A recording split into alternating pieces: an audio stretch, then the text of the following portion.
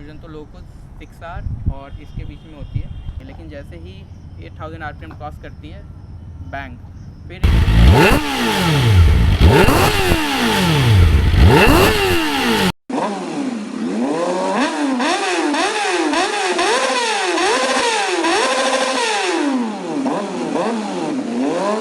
Hey guys, welcome back to a new video and welcome back to our channel Green Blood Rider. तो आज की video में हम बहुत ही इंपॉर्टेंट बात करने वाले हैं और वो है कि why I prefer this over any other options और why you should prefer this over any other options. So सबके अपने पर्सनल चॉइस है एंड अपने पर्सनल थाट्स हैं। So no offence here, just मैं कंपैरिजन करने वाला हूँ कि वाई दिस स्टैंड्स आउट बाकी सबसे। सो इसमें हम एक एक करके बात करेंगे जो ऑप्शंस हैं, जो कि हमारे ZX 6R, Z900 end of course Honda CBR 650R।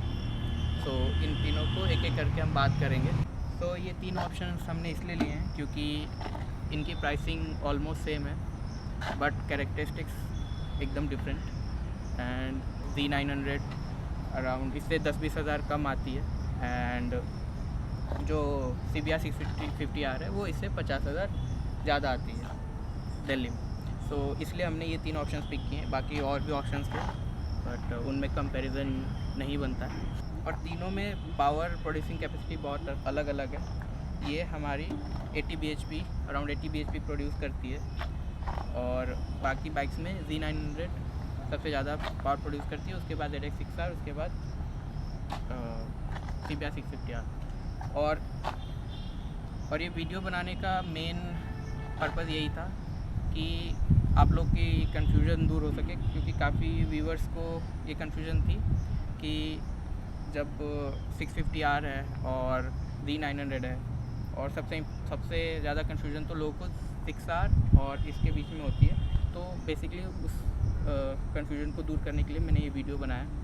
So hope you all will enjoy it.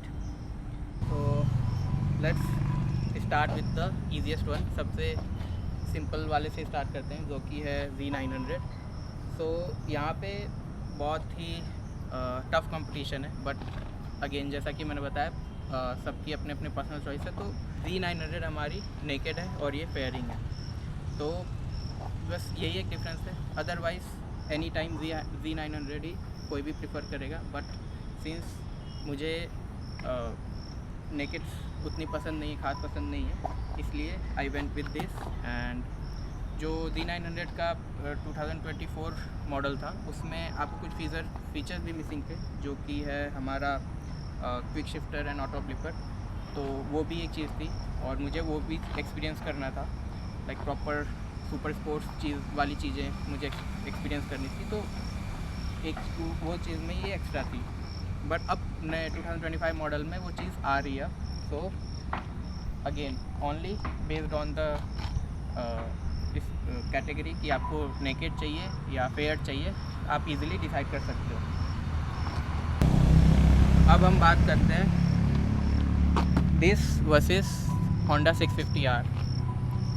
Honda 650R जब मैंने ये बाइक परचेज़ की थी तब वो उसकी न्यूज़ आ रही थी कि वो आने वाली है लाइक लास्ट ईयर, बट उस टाइम वो आई नहीं थी, लॉन्च नहीं हुई थी इंडिया में पुराने आफ्टर 2019। तो उस टाइम ये ऑप्शन भी नहीं था मेरे पास। और आज की डेट में अगर मैं सोचता हूँ इसको चलाने के बाद और इसको एक्सपीरियंस करने के बाद, तो अगर उस टाइम वो ऑप्शन होता तो भी मैं शायद इसकी तरफ ही जाता, क्योंकि 650R is completely sports tourer. 650R is completely a sports tourer and this is not a sports tourer. This is super sports with comfortable sitting posture.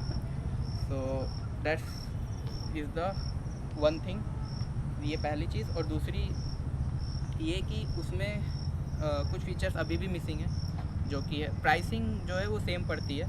तो हालांकि वो 650cc है तो इससे वो 50,000 एक्स्ट्रा ही इसकी कॉस्ट जाती है, तो प्राइसिंग में ऑलमोस्ट सेम है। Z900 भी अराउंड इसके प्राइस में आ जाती है, इससे कम में ही आ जाती है अगर आप दिल्ली ऑन रोड प्राइस की बात करें तो प्राइस में इन बाइक्स में कोई डिफरेंस उतना ज़्यादा नहीं है।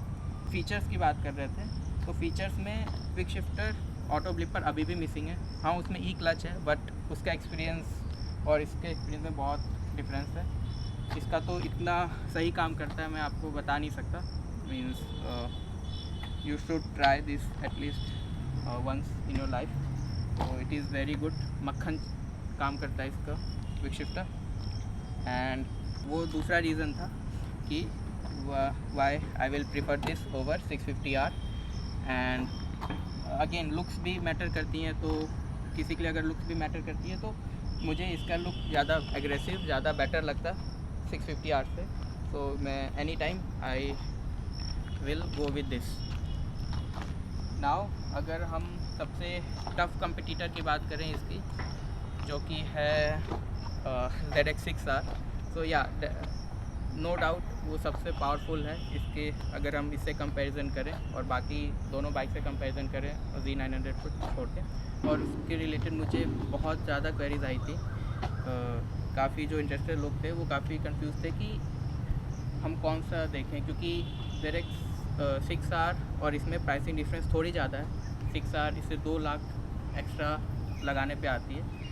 बट जो चीज़ें मैंने देखी वो बाय करने से पहले, वो रिक्वायरमेंट्स है। वो टोटली रिक्वायरमेंट्स पे डिपेंड करता है कि आपकी रिक्वायरमेंट क्या है। अगर आपको डेली राइड के लिए चाहिए, आपको सिटी राइड के लिए चाहिए, आपको स्ट्रीट्स बाइक चाहिए, और कभी कभी आपको वीकेंड्स पे ट्रैक या एक्सप्रेसवे पे ले जाना हो, आप इजीली इसके साथ जा सकते हैं। और ये एक बैक ब्रेकर भी नहीं है, कंफर्टेबल है। एंड ZX6R की बात करें तो अगर आपको ऐसी बाइक चाहिए जो आपको मेनली एक्सप्रेस वेज पे या फिर ट्रैक डेज पे ही ले जानी है, ट्रैक पे ही दौड़ानी है आपको, तो you can simply go with ZX6R। क्योंकि ZX6R को रोज़ चलाना सिटीज़ में it's a tough job to do. तो that's why this was one of the reason. दूसरा ये कि फ़ीचर्स, ZX6R महंगी तो है, इससे पावर भी उसमें ज़्यादा है, लेकिन फ़ीचर्स के मामले में वो लैग करती है इससे। जैसे कि quick shifter, auto blipper 6R में नहीं मिलता हमको, और ट्रैक डिस्प्ले वो भी 6R में मिसिंग है। तो ZX6R अगर आप रोज़ चलाते हो, it's a tough job to do. Back की आपके हालत ख़राब हो सकती है। So that's why I went with this. पहला कि वही नीड, रिक्वायरमेंट, मेरी क्या रिक्वायरमेंट थी उसके हिसाब से, और दूसरा फीचर्स। तो ये 2 चीज़ें थी। तो वही अगेन ये पर्सनल चॉइस पे आ जाती है। एक्चुअली मुझे इसका लुक्स आगे का, मेनली आगे का ZX6R से बेटर लगा। एंड ये अगेन ये भी पर्सनल चॉइस है। तो इन सब चीज़ों को ध्यान में रखते हुए आप डिसाइड कर सकते हो कि आपके लिए कौन सी बेटर रहेगी एंड लॉन्ग टर्म में कौन सी सही रहेगी। इसकी माइलेज भी मुझे अच्छी मिलती है as compare to other bikes. अगर आप Z900 ले लो और आप 6R ले लो, तो उसमें आपको मैक्सिमम अप टू 16 kmph की आपको माइलेज मिलेगी। बट इसमें मुझे मैक्सिमम 18 to 20 की माइलेज मिल सकती है। तो एक वो भी प्लस पॉइंट है इसका।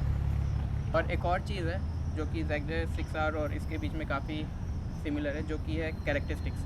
तो जैसे ही ये 8000 RPM क्रॉस करती है, 8 to 10,000 RPM क्रॉस करती है, इसके सारे कैरेक्टरिस्टिक्स एक सुपर स्पोर्ट्स में चेंज हो जाते हैं। बहुत ज़्यादा पावर प्रोड्यूस करती है उस रेंज में, टॉप एंड में।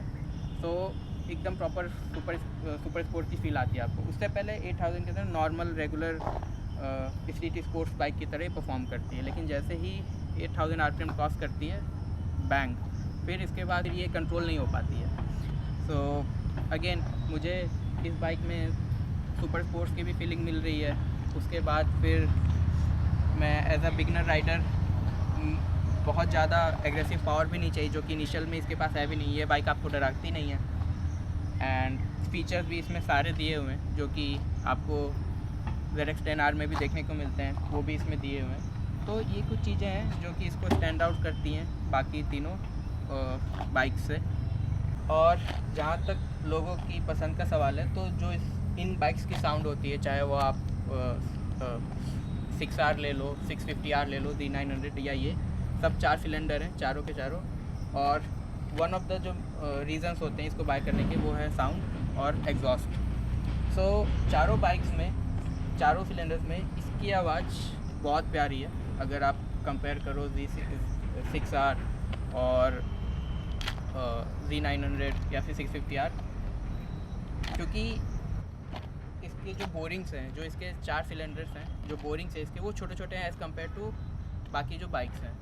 तो इसकी आवाज़ पतली हो जाती है और बहुत ही अच्छी लगती है कानों को सुनने में। तो ऐसा नहीं बोल सकते कि अगर इसमें कम पावर है तो इसकी आवाज़ कम होगी या फिर उनकी ज़्यादा होगी, क्योंकि वो ज़्यादा BHP प्रोड्यूस करते हैं। इसकी आवाज़ भी ऑलमोस्ट 99% उतनी वैसी ही है जितनी उन सब बाइक्स की है। इवन इसकी बोरिंग की वजह से, जो सिलेंडर्स की बोरिंग है उसकी वजह से इसकी आवाज़ और अच्छी आती है, सुनने में और अच्छी लगती है। एक बार मैं आपको सुना भी देता हूँ इसकी आवाज़। ये आइडल है साउंड, और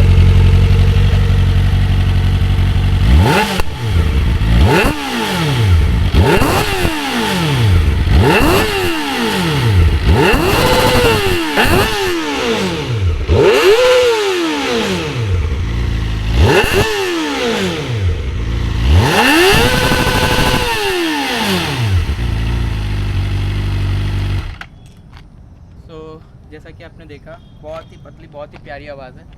और एक ZX25R आती है, उसकी तो और पतली है और उसकी आवाज़ और अच्छी लगती है सुनने में, लेकिन वो इंडिया में आती नहीं है। तो ये थे कुछ मेरे reasons why I went with this, और बाकी आप अपना डिसाइड कर सकते हो।